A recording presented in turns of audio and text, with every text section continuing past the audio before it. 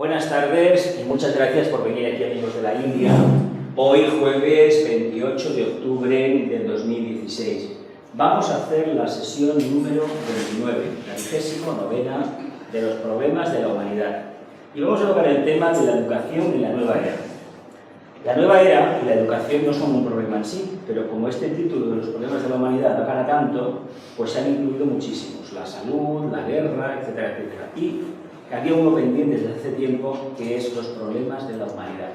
Pero hay que tener en cuenta una cosa: por problemas de la humanidad debemos entender todo aquello que el ser humano no hace bien, porque en lugar de hacer el bien, es decir, de ir hacia donde debe de ir y que intuye que debe de ir, prefiere quedarse en lo conocido y en lo mellado.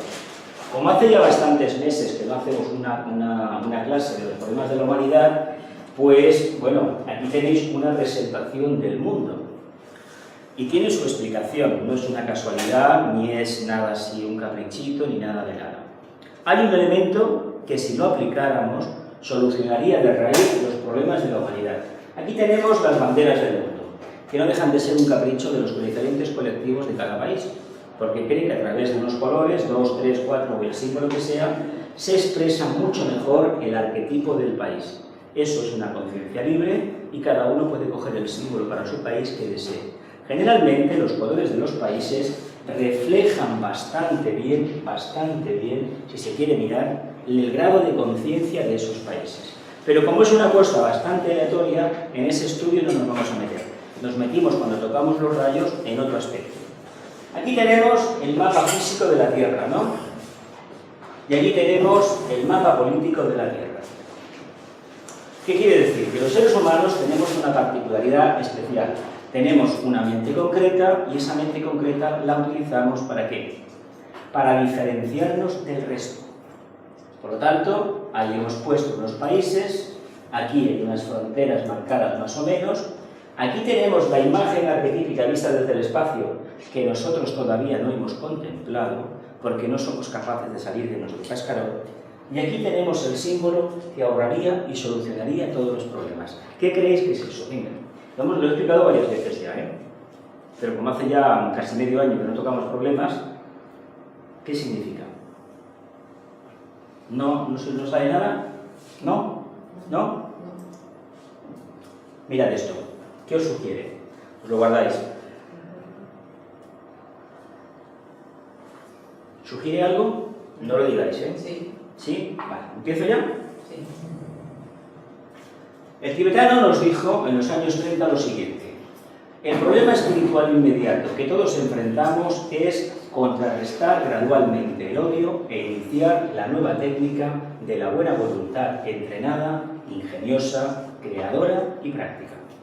Él considera, como maestro de la jerarquía, que si la humanidad aplicara en un porcentaje mínimo la energía de la buena voluntad, no habría problema que se resistiera en el mundo. Ahora bien, para que eso sea así, las dos partes implicadas o las partes implicadas en el problema, que el problema, sabéis, y la solución son la misma historia, son las dos caras de la misma cualidad, de la misma moneda que es la civilización o la propia humanidad, deben participar activamente. Si uno de los dos no participa activamente, no hay buena voluntad posible. No llegaremos a un punto de entendimiento, a un punto de convergencia de opiniones, de criterios, y allí va a brotar la solución al conflicto. El que sea, político, educativo, social, intelectual, mental, lo que sea, a nivel mundial, ahí tendremos la verdadera solución. Como todavía estamos viviendo en la periferia, nos gusta vivir en la periferia, por fuera, y nos alejamos del centro, la buena voluntad brilla por... Y sin embargo, en el planeta Tierra hay grandísimas dosis de buena voluntad, porque si no existiera la buena voluntad, los misiles estarían cruzando el espacio continuamente de nuestro país. ¿Sí o no? Porque tenemos dos bloques militares que están esperando que salte algo. Y cuando no salta nada, ya provocan un conflicto para ver si explota otro por ahí. Y de esa manera nos justificamos un ataque preventivo. Y ese ataque preventivo lo único que demuestra es que estoy midiendo mis fuerzas contigo. Esto es como la serpiente que está a tu lado, tú estás estirado, la serpiente se estira, y cuando se estira, te está midiendo. Y el día que comprenda que tiene la misma medida que tú, te come. ¿Conocéis eso, no? ¿No lo habéis visto en ningún documental? Eso lo explicará un zoólogo. Las boas tienen esa costumbre. Ay, qué bonita la pitón, que me la meto en la cama. Tiene la tendencia a estirarse a mi lado. El día que comprenda que ella y tú tenéis la misma dimensión, va por aquí.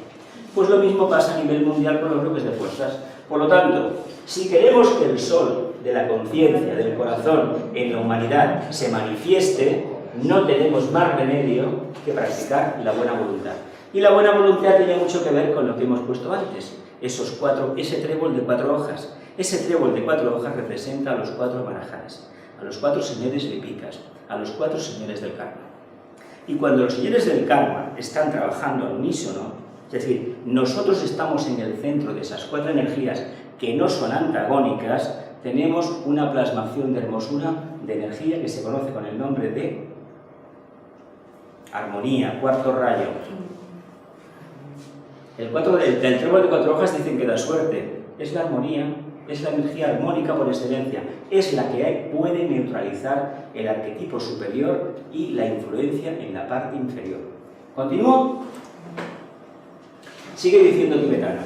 La clave de las dificultades que sufre la humanidad, las dificultades económicas de los últimos 200 años y las desavenencias teológicas de las iglesias de todo el mundo, se debe a que la humanidad recibió y no dio, aceptó y no compartió, y acumuló y no distribuyó. Aquí tenemos una de las madres de los corderos del problema económico mundial. Además, hoy se han dado los datos de los beneficios de la banca en España en 6 meses y francamente, es para temblar. Aquí tenemos otra vez el famoso trébol y aquí tenemos un pétalo precioso, una planta que florece en primavera por todas partes, aquí en Cataluña, en todo el mundo prácticamente. Veamos que ese pétalo de conciencia se abre del Padre Sol. Abramos la conciencia nosotros y de esa manera las desavenencias desaparecerán por completo. Vamos a tocar el tema de la educación en la nueva era. El tema de la nueva era, la palabra New Age, se le debe a Alice Bailey. Fue la primera, que bueno, fue el tibetano, pero la primera que los puso en público en los años 20 fue ella. Son palabras del tibetano. Por lo tanto, por nueva era, ¿qué creéis que se entiende? Lo que vimos en los años 60 en Estados Unidos, que nos llega todavía, la cultura de esta hippie, underground, estos del floor power, estos de los alucinógenos, estos que creen algo completamente nuevo, los que quieren la armonía con la naturaleza, los que quieren vivir de forma comunitaria, los que prescinden de los dogmas, etcétera, etcétera, de las creencias organizadas, los que se declaran ácratas por naturaleza, los que no creen en el poder, los que no creen en absolutamente nada. ¿Qué creéis que de todo esto es la nueva era? Era de Acuario. ¿Eh? Era de Acuario. No. Los hippies. De todo esto, ¿qué creéis que es la nueva era? Todo y nada. El intento de algo nuevo. Todo y nada. ¿Y sabéis por qué es todo y nada? Porque el concepto nueva era es la plasmación objetiva del 7º rayo, del nuevo orden mundial. Por eso, en el nuevo orden mundial tiene que estar el 4 armonizando, equilibrando, y tiene que estar el 2, el 2º rayo, el amor, la fraternidad. Acuario será la verdadera fraternidad, pero nosotros con este vehículo de expresión no lo conocemos, ¿eh? Nosotros estamos muy lejos todavía de podernos acercar al propósito divino, al color rojo. No es que estemos por el azul celeste, por aquí arriba, no. Es que no hemos entrado todavía, la mayoría. ¿Y por qué lo digo? Porque transmutar la personalidad de cada uno es la base para entender la nueva era. Se trata que creemos, desarrollemos conciencias de ciudadanía mundial, no personalismos basados en me gusta, no me gusta, esto lo quiero, esto no lo quiero. Resulta que esto es lo que se potencia en la educación básica y se hace con el noble propósito, lo digo así claramente, noble propósito de afirmar que la individualidad, no la egoica, no, el proceso de individualización, sino la afirmación de la personalidad, del no yo. Porque si no hacemos este paso, ¿creéis que después podremos desarrollar la auténtica individualidad? No. Hemos de pasar de lo concreto a lo abstracto, pero no quedarnos en el abstracto, porque el abstracto resulta que no tiene un soporte. Y nosotros, si tenemos alguna duda alguna vez, acordémonos del cáliz. ¿Qué es el cáliz? Siempre vemos la copa, qué bonito, los chakras de la cabeza. Pero ¿y la columna? ¿Y la base? ¿Qué? ¿No cuenta? Cuenta toda la unidad. No podemos quitar la parte elevada, la parte del medio y la parte inferior, porque no se sustenta por sí sola. Sí que es verdad que cuando vivamos la parte de arriba, en lo que es en los chakras de la cabeza, evidentemente la personalidad está completamente controlada, pero la personalidad existe. Lo que sucede es que no está diferenciada de la esencia divina o del arquetipo mayor o del alma. Y esto es algo que lo debemos tener claro, porque cuando se habla de un proyecto educativo, se dicen muchísimas teorías, que si hemos de ser educados con respeto a la naturaleza, que si hemos de ser educados respetando a los demás seres humanos, que si hemos de ser educados de acuerdo a las normas del sol, de nuestro Padre. En el fondo, es ni más ni menos que volver a los arquetipos de la más antigua humanidad. Lo que todas las grandes tradiciones filosóficas, incluso religiosas, lo que los grandes avatares nos han dicho. Si entendemos que nuestro problema en parte de no entender lo que es la rueda de Samsara y que lo que es el tema de la reencarnación, el tema de la nueva era va a ser muy difícil que lo entendamos. Aquí os pongo la definición de la Wikipedia sobre lo que es educación. Mira, es una expresión, sabéis que la Wikipedia es un trabajo acuariano, que tú escribes una cosa y luego aparece otro que te le da la vuelta, ¿sabéis, no? A esto se le llama trabajo acuariano, pero bueno, vamos a dejarlo ahí. Y dicen ellos, la educación es el proceso de facilitar el aprendizaje en todas partes, los conocimientos, habilidades, valores, creencias y hábitos de un grupo de personas que los transfieren a otras personas a través de la narración de cuentos, discusión, enseñanza, formación o investigación. Dice, la educación no solo se produce a través de la palabra, pues está presente en todas nuestras acciones, sentimientos y actitudes. Generalmente la educación se lleva a cabo bajo la dirección de los educadores, los profesores, los maestros. Pero los estudiantes también pueden educarse a sí mismos, en un proceso de aprendizaje autodidacta.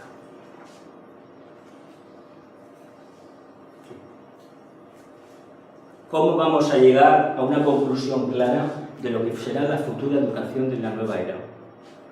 ¿Por lo que hemos conocido, por el aprendizaje o por el trabajo autodidacta? El trabajo autodidacta no quiere decir que yo me puse a picar piedra en cualquier lugar y encontré una veta de oro o un diamante, ¿eh? No es eso, ¿eh? El proceso autodidacta en el fondo significa que yo he acumulado conocimientos, valores, creencias, hábitos y todo, pero tengo la voluntad de superarme a mí mismo. Esto de que me puse a pensar y cayó la manzana, no, ¿eh? Yo me puse a trabajar y la chispa intuitiva al final me demostró dónde estaba la sabiduría. Pero si esto no me ha acompañado de picar piedra, olvidémonos de esta idea maravillosa de que yo no tengo maestro porque el maestro soy yo, ¿eh? ¿Cuánta gente conocemos que afirma ser el maestro?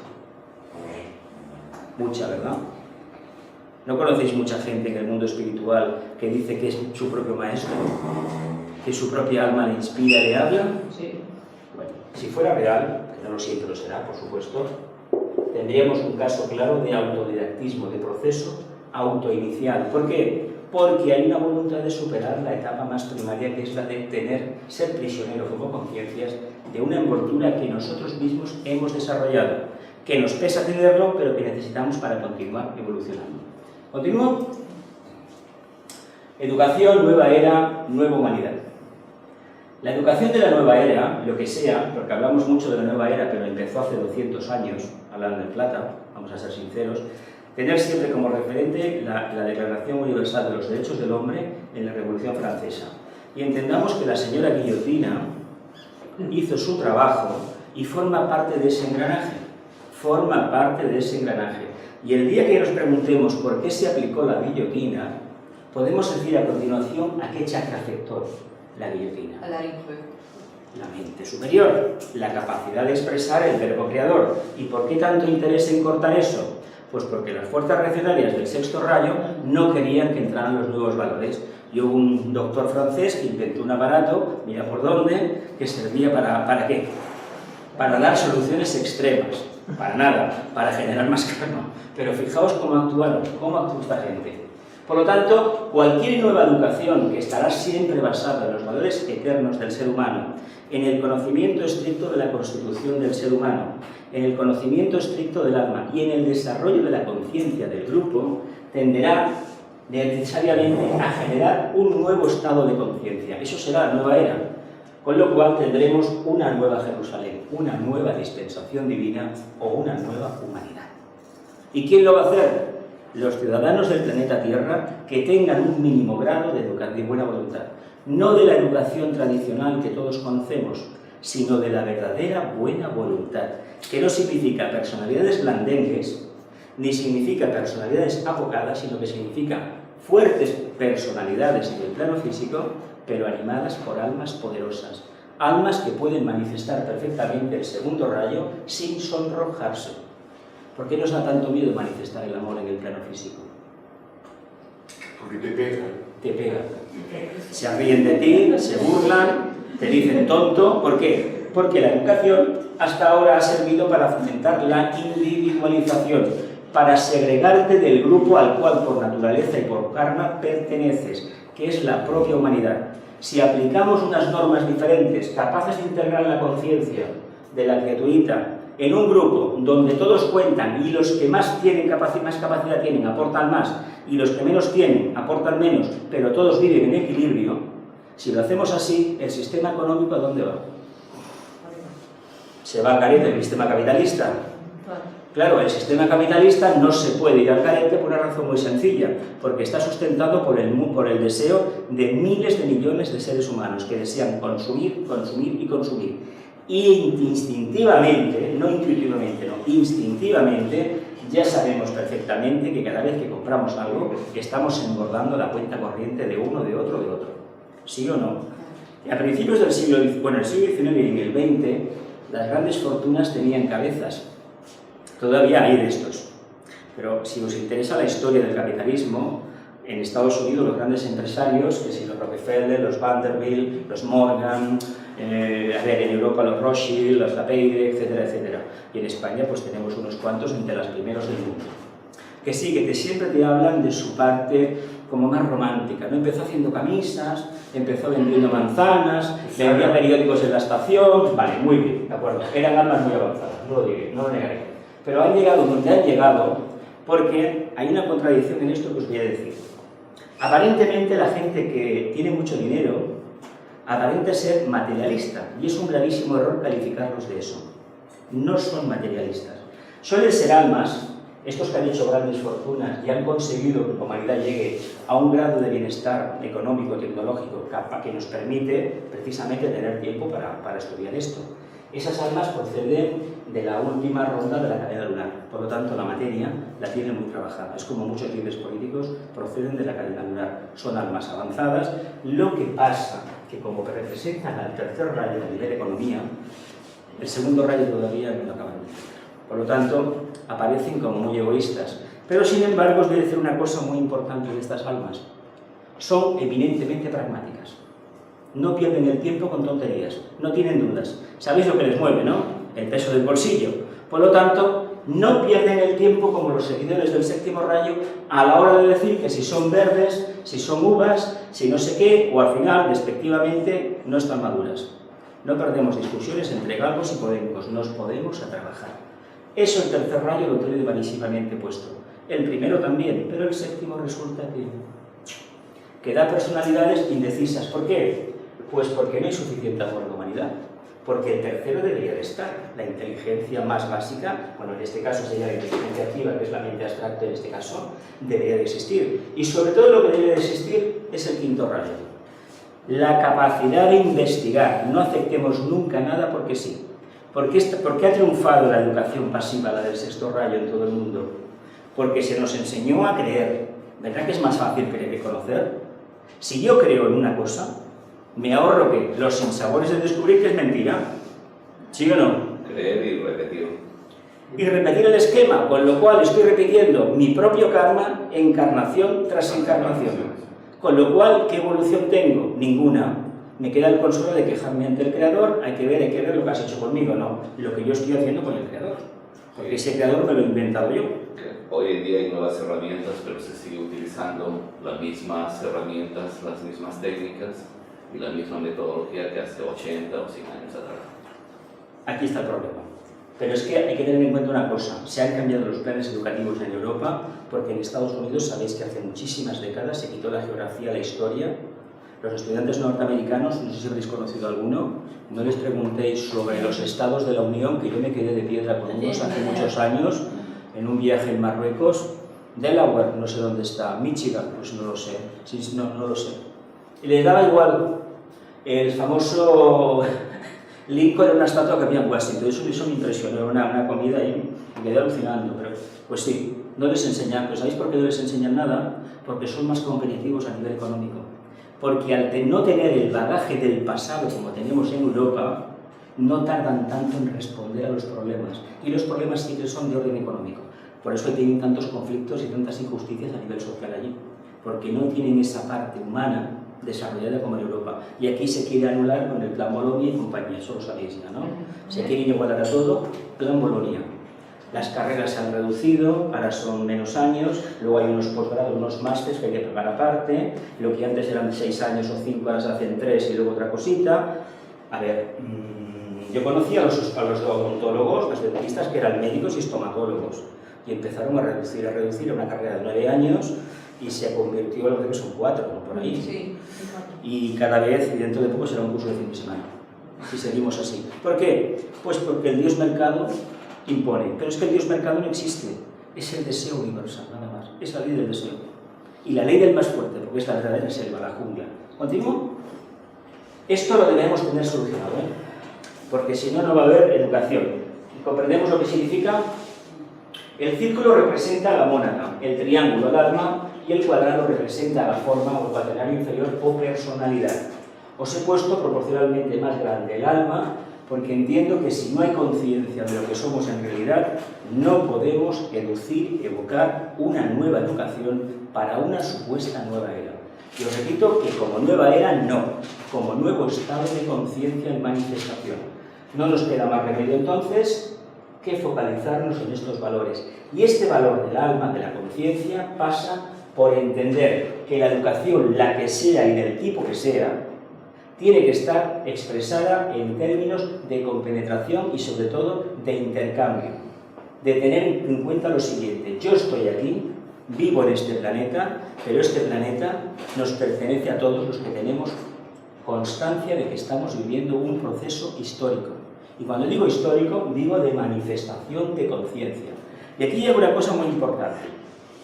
Hay gente que le tiene auténtico pavor a la historia, que dice que no, que eso es una ciencia muerta, que es perder el tiempo, que de qué me sirve a mí, etcétera, etcétera. Os voy a decir una cosa que para mí es bastante importante. El conocimiento de la historia, que es de la historiografía, no la verdadera historia, porque nadie ha transcrito objetivamente los hechos, cada uno le ha puesto un poquito de lo suyo, a veces casi nada, pero el estilo de redacción ya te indica lo que hay detrás. Pues resulta que si no tenemos esa perspectiva del pasado, resulta que lo que se nos está inoculando no es la vivencia del presente. Los que defienden la abolición de la filosofía, de la metafísica, de la historia de las religiones, de la historia, de todo lo que eran las humanidades antiguamente o las letras, los bachilleratos antiguos, no están fomentando la vivencia del presente, están fomentando el escapismo hacia el futuro, con lo cual la gente está atontada, nunca mejor dicho, para algo que va a hacer en el futuro. Y el futuro ese no llega, porque mientras uno cede la conciencia, se olvida del pasado, porque dice que es retro, ya no se lleva de nada, es viejo, antiguo, y no vive el presente y se escapa al futuro, se está convirtiendo en un auténtico esclavo. Y lo que el sistema económico quiere, ¿qué son? ¿Trabajadores inteligentes o esclavos? ¿No os han dicho en algún trabajo que nos pagan para pensar?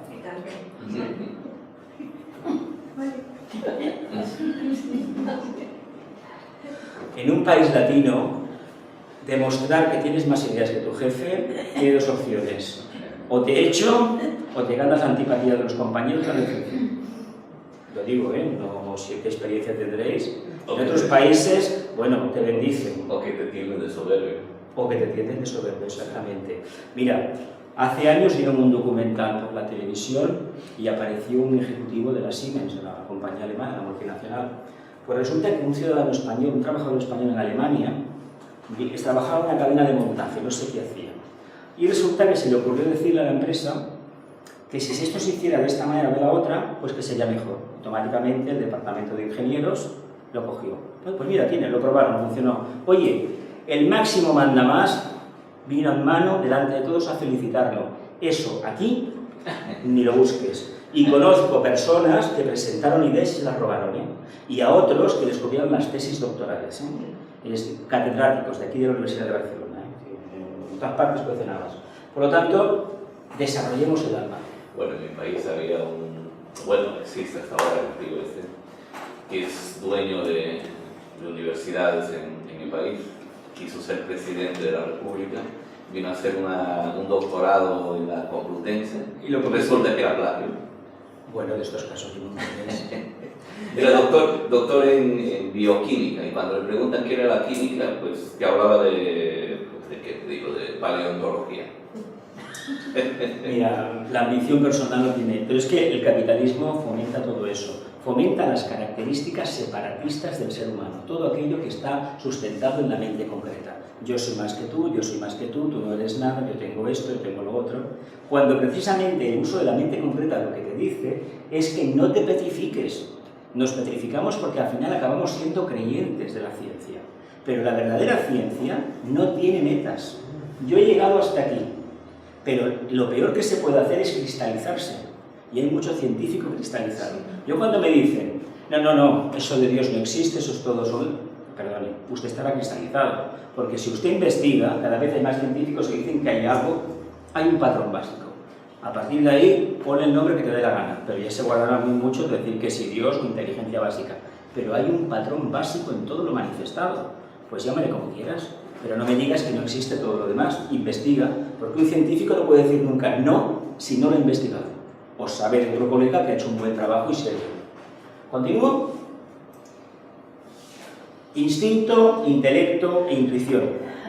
Como humanidad, en la más remota Lemuria, tuvimos la maravillosa oportunidad de desarrollar como futuros humanos una cualidad que precisamente nos equipara con el reino animal, porque la Lemuria, de los 12 millones de años que duró, los primeros millones de años trabajamos para desarrollar, pues bueno, la parte animálica. Vamos a ser sinceros, éramos animales, pero no teníamos constancia de nada más. Es que no teníamos conciencia de entes individualizados. Humanos, fuimos en la Atlántida, al final de la Atlántida, al final. Y los más avanzados de la Atlántida venían de la cadena lunar. Por lo tanto, los hijos de la Tierra, en la Atlántida, fue en el periodo último los que manifestamos las verdaderas cualidades. Y esos ahora empiezan a ser atlantes. Y los que ya fueron atlantes en aquel momento, ahora son arios. Por eso la evolución es tan lenta. Pues resulta que el instinto, ¿qué es el instinto? La apetencia personal, esto me gusta, esto lo consigo, comer, dormir, tener relaciones sexuales, basado precisamente en los chakras que están por debajo del diafragma, ese famoso triángulo hacia abajo, el plexo, el sacro y el básico. Ahora, en neurociencia se habla del cerebro reptiliano, el que está aquí atrás. Perfecto. Bueno, es que está conectado con ese cerebro, que es un cerebro chiquitito, etc. Muy bien. Pues resulta que eso rige lo más básico del ser humano. Y uno piensa, bueno, y con lo que ha pasado, después de tantos millones de años, se supone que la conciencia instintiva debería estar transmutada porque llevamos ya, pues bueno, hubo un grupo en toda la Tierra, y asociado al clero, asociado aquí en Europa a la realeza, al poder, que sí que tuvo preceptores y fueron realmente gente instruida. De todas maneras, hay que decir una cosa. Para haber encontrado en Europa reyes instruidos, en algunos países hay que mirar con lupa, ¿eh? Hay que decirlo claro.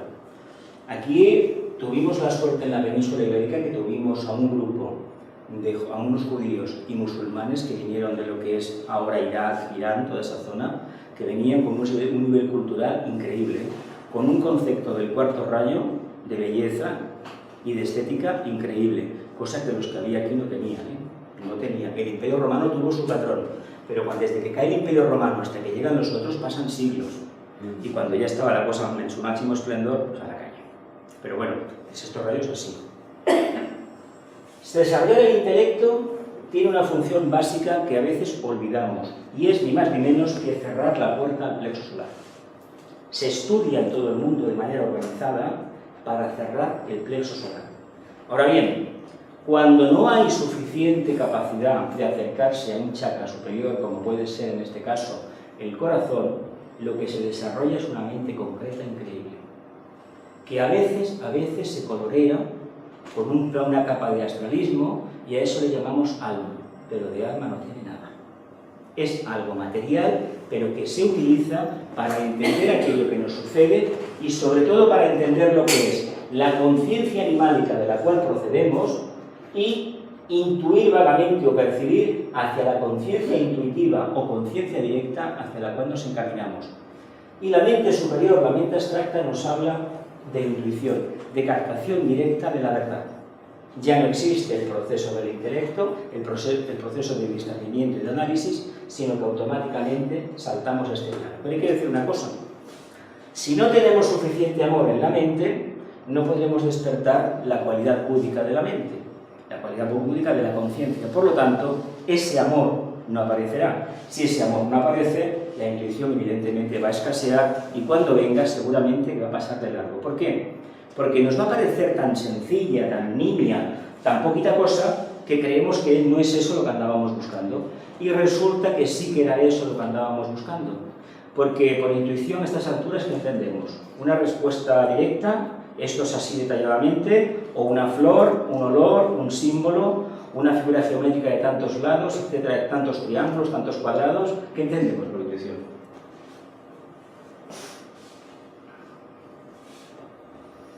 Un flash, una idea. Un flash, exactamente. Lo que decían los antiguos, el primer pensamiento es el que vale. Exacto. Es decir, ¡puf!, salió. Y no se repite, no intentemos repetirlo porque no funciona. Llegar a este estado implica olvidarse de este y olvidarse de este. Porque este nos permite comprender los dos. Pero cuando vivamos en este, lo que se denomina el famoso Agni Yoga, la etapa final, que tampoco es también la etapa final, pero para nosotros ahora sí que lo es, resulta que esto nos provoca un pequeño problema. Ya no tenemos referentes, porque si queremos que la intuición se desarrolle, el referente del pasado, el referente de la mente concreta, ya no nos vale. Porque al vivir en el presente, ese pasado que la civilización nos ha legado, resulta que no nos entra por ninguna parte. El futuro, del cual la civilización también nos ha hablado y con reiteración continua, tampoco existe. ¿Y qué queda entonces? Si seguimos la práctica de la intuición y movimientos conseguidos a través de la captación de la intuición, ¿qué queda? Nada. No queda nada, y aquellos que no tengan una conciencia poderosa con un gran amor, caerán en un ¿qué? En un estado de ¿qué? De desazón. Darse cuenta de ¿qué? De que están en un mundo de inseguridades. ¿Cómo se corrige la inseguridad? Con amor. Si tenemos amor, es decir, tenemos confianza en nosotros mismos, en el trabajo diario, en el día a día, tenemos confianza en el futuro. ¿Y el futuro qué es? Mantener ese estado de conciencia sin parar. Por lo tanto, no nos queda más remedio que acercarnos aquí, profundizar en la intuición, y ya veremos como que detrás de la sabiduría que hay, amor y sabiduría son las dos caras de la misma moneda. La misma moneda. Y la moneda esa es el servicio, no es el euro, es el servicio. ¿Continúo? Bien, hablamos de la aparición de una nueva humanidad como consecuencia de la entrada de nuevas energías. No obstante, también deberíamos hablar de las consecuencias de estas nuevas energías. Energías de nuevo orden mundial, no tanto lo que se conoce actualmente, poco enrevesado, y sino de lo que debe acontecer. ¿Qué debe acontecer? ¿Qué creéis que debe acontecer ahora? Cambio. Un cambio. Un cambio. ¿Y por qué un cambio? Porque lo estamos buscando, porque tenemos miedo, porque vemos que esto es un callejón sin salida, porque los éteres están friccionando de una manera que dices, aquí va a pasar algo. Percibo que algo va a pasar.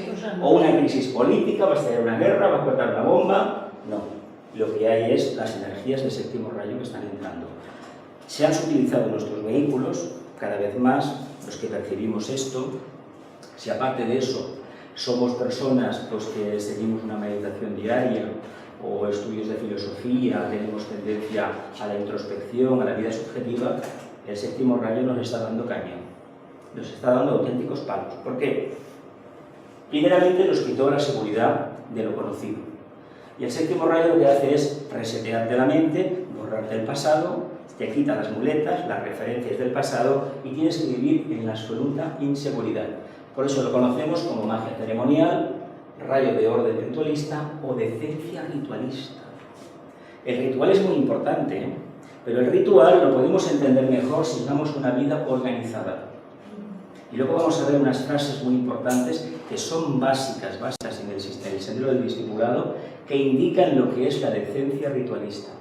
Si queremos vivenciar el arquetipo de decencia ritualista del séptimo rayo o el nuevo orden mundial, que será la plasmación objetiva de la entrante energía, no tenemos más remedio que entender lo que es un ritual.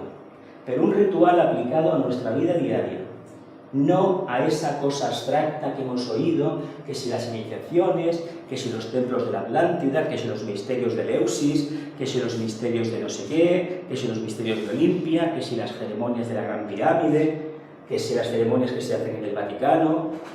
A ver, ¿habéis asistido alguna vez a una ceremonia ritualista? La misa, muy bien dicho. La misa es una ceremonia ritualista. ¿Qué se hace en la misa? Si se va con la intención de participar en el misterio, en el ritual, de forma clara, es una experiencia maravillosa. Si se va de observador y tanto me da porque después me espera una buena comida, eso no sirve para nada, lo digo claro, además engendra karma. ¿Qué creéis que hace el sacerdote? Pero el sacerdote cuando trabajaba de cara al altar, no de espaldas al altar. ¿Qué creéis que diferencia hay en esto? ¿Os acordáis de cuando el sacerdote iba de espaldas a los feligreses? Sí. ¿Qué creéis que hacía el sacerdote en ese momento? Porque hacía de guía. De Aquí está el icono. El icono en la tradición ortodoxa es la figura sagrada, no eso que el señor de Apple sacó. Eso es una perversión de la palabra. La palabra icono significa figura sagrada o imagen sagrada. El iconostasio en las iglesias ortodoxas no hay figuras como aquí, son imágenes. Y esa imagen se llama iconostasio el altar. Cuando tú te pones aquí a invocar, al hacer esto, estás cogiendo las energías que vienen del altar y las estás transmitiendo por tus chakras que están aquí y al pueblo, ¿verdad? A la feligresía. Se le da la espalda porque decían en el Vaticano II, los progres, entre comillas, que era de muy mal gusto darle la espalda al clero, a los feligreses, en el momento de la consagración. Señor mío, que estás pervirtiendo la misa. Y de hecho la pervertido. Por eso hay grupos integristas que han vuelto otra vez a lo anterior. Es que eso no se puede pervertir. Y otra cosa que no se puede cambiar, y yo no soy practicante católico, el latín es la lengua madre del Padre Nuestro. Fue dado en arameo, pero el poder que tiene en arameo, que lo desconozco, pero sé que es bastante fuerte, pero en latín, el poder que tiene el Padre Nuestro no lo tienen las lenguas vernáculas, ni en catalán, ni en castellano, ni en inglés, ni en alemán. El hebreo. En hebreo no, él no hablaba arameo. Él hablaba arameo. Hablaba, en latín no, el maestro no hablaba latín, el Cristo, pero el latín tiene un poder increíble. Tiene un poder increíble. Porque los caballeros templarios recitaban el Padre Nuestro en arameo y en latín. Bueno, hay un cántico gregoriano que es maravilloso, la invocación del Espíritu Santo, Veni Espíritu Creator. Si lo habéis escuchado, es una maravilla. El non nobis domine, non nobis et nomini tuo da gloria. Por lo tanto, entendamos que la decencia ritualista pasa por hacer las cosas ordenadamente. Y todo lo que se hace tiene un sentido. Es como, por ejemplo, ponerte a estudiar. ¿Cómo nos ponemos a estudiar? ¿Nos han enseñado a estudiar alguna vez? Para ponerte a estudiar tienes que estar tranquilo. Si hay gente que la música le puede gustar, pero mejor en silencio, que no te moleste nadie. Si tú no estás relajado, tener en tu mesa de estudio pocas cosas, que no te distraiga nada. Es un acto, es un ritual, ¿verdad? A que las personas que siguen esa técnica al final sacan mejores resultados que aquellos que están en 40 sitios de cualquier manera estudiando. No se puede servir a tantos señores, solamente a uno. El estudio, en el fondo, es el camino de acercamiento al alma desde la mente concreta.